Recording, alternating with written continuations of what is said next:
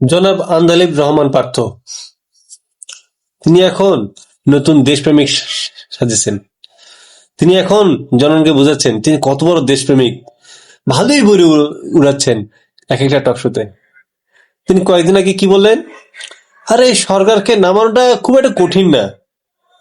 আবার তিনি বলতেছেন যে এই যে নতুন দল হলো নাগরিক পার্টি, এসব শিক্ষার্থীদের অবস্থা নাকি খুব চরম ভয়াবহ হবে।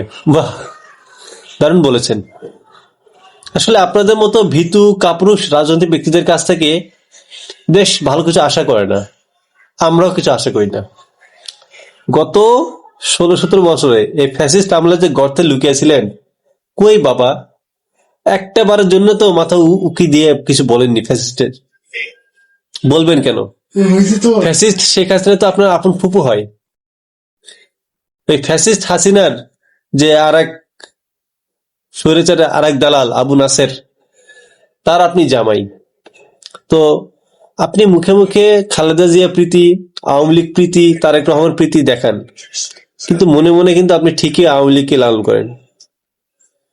যদি আপনার বাসায় সার্চ করা হয়, যদি আপনার বাসায় গোয়েন্দা সংস্থা দিয়ে দেখানো হয়, ঠিকই আপনি আপনার বাসায় আওয়ামী লীগের কোন না কোন নেতাকে পাওয়া যাবে, আর আপনি এখন স্টিল আওয়ামী লীগ নেতাদের সাথে কথাবার্তা বলেন।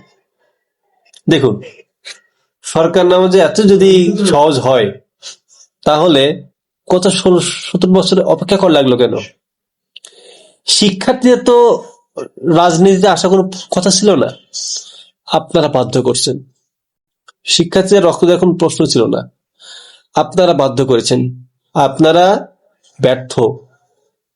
আপনারা ফ্যাসিস্টের সাথে হাতে হাত মিলিয়ে এই দেশের সাধারণ জনগণের জীবনকে বিপর্যস্ত আপনারা করেছেন।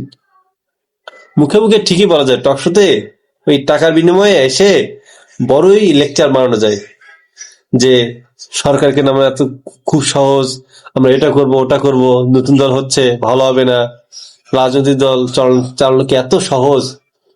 তো আপনি কি করেছেন বলুন তো? আপনার কি জনপ্রিয়তা আছে আপনি বলেন। আপনার যে আপনি ঢাকায় থাকেন, ওই আপনি যেখানে থাকেন আশেপাশে কয়েকজন ছোটখাটো ছাগল টাগল নিয়ে আপনার জনপ্রিয়তা। সারা দেশে আপনাকে কয়জন চেনে? আন্দালিব রহমান পার্থ কয়জন আপনাকে চেনে আপনি বলতে পারবেন? কিন্তু সার্জিস, হাসনাত, আসিফ নাহিদ শিক্ষার্থী বান্ধব, জনগণ বান্ধব, যত মানুষদের যথেষ্ট ভালোবাসে।